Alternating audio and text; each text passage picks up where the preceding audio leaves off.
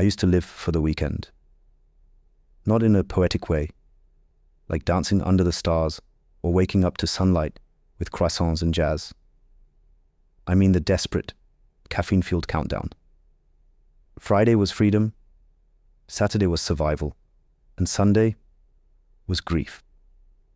It wasn't a bad life, by the way.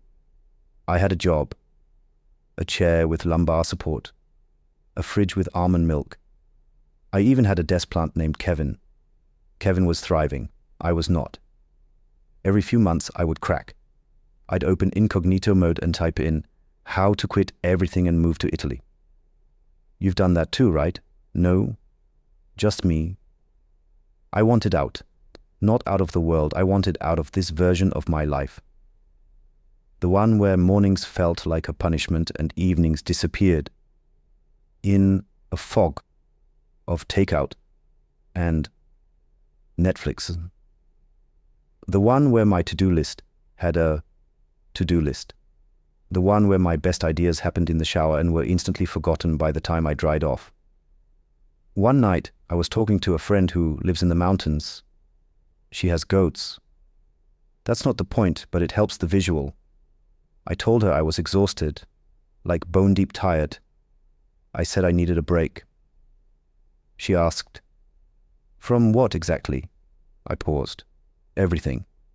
She said, "Then maybe you don't need a vacation. Maybe you need a redesign." A redesign. Like I was a faulty IKEA lamp that needed new instructions. The phrase stuck in my mind like a pebble in a shoe. The next morning, I didn't quit my job. I didn't delete my calendar or buy goats. I made oatmeal. Slowly. I stood by the stove and stirred it with both hands like it mattered. Then I ate it at the table instead of in front of my laptop. It felt weird and kind of wonderful. That's how it started, not with a grand escape or a dramatic revelation, but with tiny edits, micro-redesigns.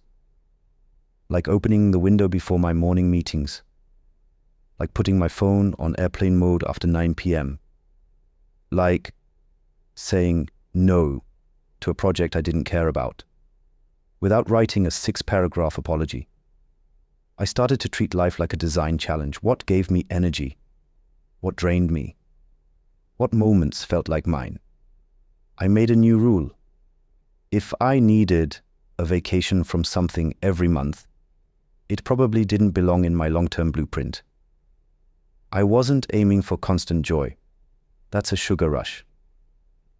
I was building sustainable satisfaction, like the kind you feel after cleaning your room, or finishing a book, or laughing mid-bite and almost choking on rice, the good stuff. I also realized that rest isn't the opposite of productivity, it's part of it. And meaningful work isn't about being busy, it's about being aligned. I know.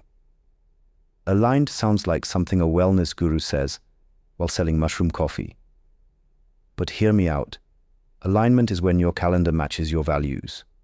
When you can say, this is hard, but it matters. When your day doesn't feel like a conveyor belt of tasks, but more like a playlist. Some upbeat, some slow, some skip-worthy. But yours. These days, I still have stress. I still forget laundry in the machine and remember it 3 days later. I still wake up sometimes with the existential dread of an unpaid bill or unanswered email. But I also have mornings where I sit by the window and drink tea without thinking about the next thing. I have work that doesn't shrink me. I have friendships that don't require filters.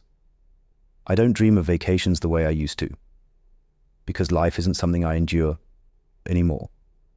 Waiting for 2 weeks of real living. Life is the living. And maybe that's the goal, not to escape the life you have, but to shape it into something you don't have to run from. Not perfect, not Pinterest worthy, just real and yours. So, no, I didn't move to Italy, but I did redesign my mornings. and sometimes that's enough.